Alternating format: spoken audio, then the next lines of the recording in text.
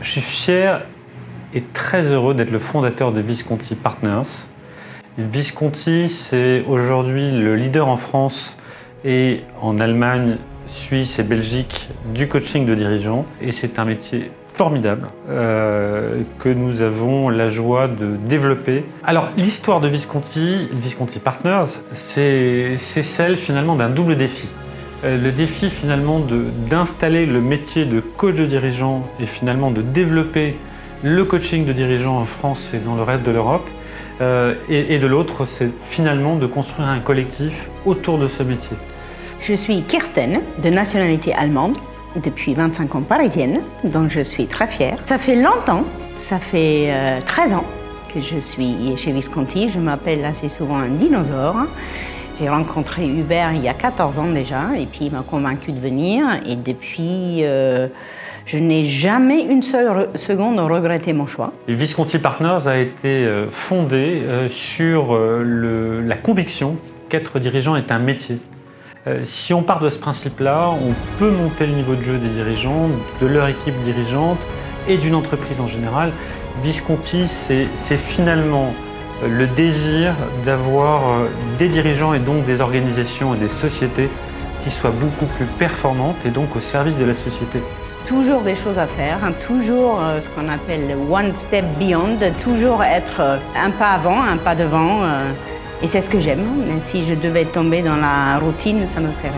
Plus les dirigeants, leur équipe et donc l'entreprise sont performantes, plus la société en général est performante. C'est ça l'objectif fondamental de Visconti. Apprendre à travailler avec des différentes cultures, ce qu'on appelle aussi l'interculturel, c'est pas que l'international, tu vois. Il y a des choses à faire dans les deux sens. Et faire travailler les différentes cultures vers un même but, c'est quelque chose de vraiment passionnant, que j'adore faire. Donc voilà, on a développé des offres pour ça. Lorsque nous avons créé Visconti, le coaching de dirigeants était considéré comme quelque chose de médiocre. Finalement, seuls les plus mauvais pouvaient être coachés, puisque dans le fond, c'était les irrattrapables. Et progressivement, le marché s'est rendu compte que être coaché, c'est finalement réservé aux meilleurs. Pourquoi un tennisman il a un coach? C'est pas parce qu'il joue mieux au tennis, mais parce qu'il sait faire prendre du recul, poser les bonnes questions, pourquoi tu es allé à droite et pas à gauche, qu'est-ce qui te fait dire ça? Et c'est l'essence même de Visconti, c'est de développer et d'évangéliser le marché pour que finalement tout dirigeant comprenne qu'il a besoin d'un coach pour améliorer sa performance et celle de son équipe au sens très large du terme, au sens business, au sens humain, de telle façon que son entreprise puisse se développer. Et qu'il a fallu trouver une sorte de secret sauce, comme on dit en anglais, pour que ce collectif croisse, se développe et s'apprécie. International chez Visconti, déjà on est plusieurs nationalités. Moi la première, allemande, mais il n'y a pas que moi. Il y a des Suisses, il y a des Belges, Luxembourg. Il y en a un qui vit aux Pays-Bas. On peut coacher dans pratiquement tous les pays, en plusieurs langues. Il y a plusieurs coachs qui savent coacher en espagnol, en italien, en anglais. Donc le côté international s'est beaucoup développé et va se développer encore plus. Et on serait ravis d'avoir encore d'autres nationalités chez nous. Moi, mon plaisir, mon ambition, mon désir, c'est que tous les dirigeants puissent se dire deux choses. Le meilleur collectif de coachs de dirigeants, c'est Visconti, et qu'individuellement, chacun d'entre nous, avec sa patte, avec son style personnel, puisse être considéré comme l'un des meilleurs également. La première des promesses vis-à-vis de nos clients, c'est d'avoir un dirigeant en face. Le sine qua non chez Visconti, c'est d'avoir été dirigeant, et un vrai dirigeant.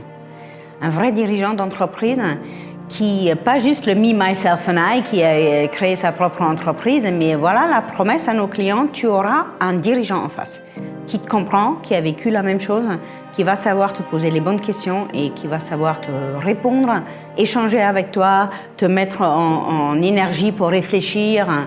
Visconti, c'est aussi finalement un moment de respiration pour les dirigeants. Il faut savoir que finalement, si nous accueillons les dirigeants dans un lieu où tous les murs sont blancs, en fait, on crée tout sauf de l'apaisement en fait. Les clients nous disent qu'ils ont un énorme plaisir à venir chez nous. C'est beau, c'est ouvert, c'est invitant.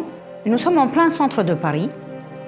Les gens adorent venir chez nous. C'est chaleureux, c'est invitant, clair, facile à atteindre, facile à même derrière aller boire une bière ensemble ou déjeuner ensemble ou autre. Nous, ce qu'on adore, c'est que les clients, quels qu'ils soient, aussi puissants soient-ils, puissent venir chez nous pour prendre du recul et finalement profiter d'un espace qui est le plus agréable possible. L'objectif, c'est vraiment de prendre du recul, se relaxer et par conséquent être beaucoup plus performant. On part du principe que qui peut mieux qu'un dirigeant coacher un dirigeant. Je dis souvent, on n'a pas forcément gagné la Coupe du Monde, parfois, mais en tout cas, on l'a joué. Donc on peut en parler. Il faut qu'on fasse très attention que nos valeurs, qui sont plaisir, audace, partage, ne sont pas juste affichées au mur, mais qui sont vécues, qui sont vivants. Le plus important me paraît l'audace, être audacieux, oser dire, oser entendre, sortir de notre zone de confort d'abord, surtout pas être dans la complaisance. On n'est pas là pour être dans la complaisance, mais pour faire progresser, il faut de l'audace pour ça, poser les bonnes questions. Quelle est la maxime d'un dirigeant? Et on y réfléchit longtemps, puis on s'est dit servir et inspirer. Et moi, je pense que ça représente parfaitement ce que doit être un dirigeant. Ce qui est mieux, évidemment, que se servir et expirer. Tu vois, tout ce qu'on vient de dire est une phrase que je sors souvent dans mes accompagnements, dans mes coachings, et ils me les répètent maintenant même, ces phrases-là. Un dirigeant bien dans ses bottes est un bon dirigeant. Et nous sommes là pour faire des bons dirigeants, des dirigeants, pour qu'ils se sentent à l'aise pour être dirigeants. Une citation que j'aime beaucoup, c'est « Where there is a wish, there is a way ». Ce qu'on a envie de faire, on va y arriver. Si l'envie est là, on va le faire. Si l'envie n'est pas là, on trouve une excuse. Mais l'envie donne des ailes et puis on va y arriver.